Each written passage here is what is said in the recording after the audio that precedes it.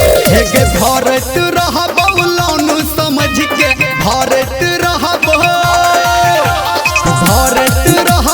लोनु समझ के हे तोहने तोरा परेशानी सुन गे गोरा की किस्ती पे दो दे जवानी गे गोरा की किस्ती पे दो दे जवानी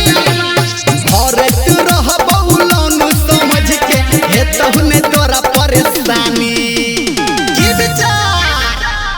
गे गोरा की किस्ती पे दो दे जवानी गे गोरा की किस्ती पे दो दे जवानी गे गोरा की किस्ती पे दो दे जवानी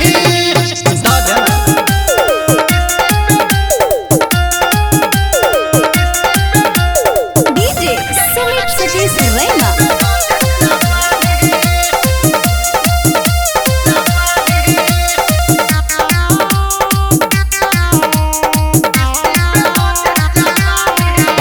गे तोरो हो फायदा छै हमरो हो फायदा कोके तू देख ले मजा छै ज्यादा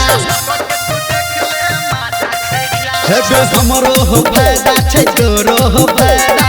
कोके तू देख ले मजा छै ज्यादा गे झापल तो पल बात रहतौ झापल तो पल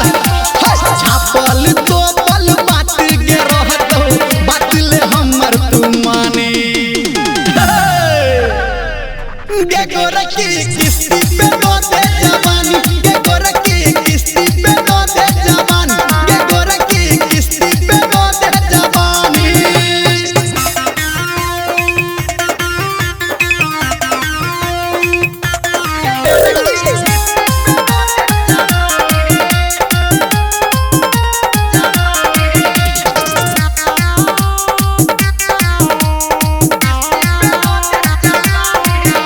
गे 18 बरस के छो तोहर उमरिया तबे तो तोहर लचकहु कमरिया गे छौरी 18 बरस के छो तोहर उमरिया तबे तो लचकै छो पतली कमरिया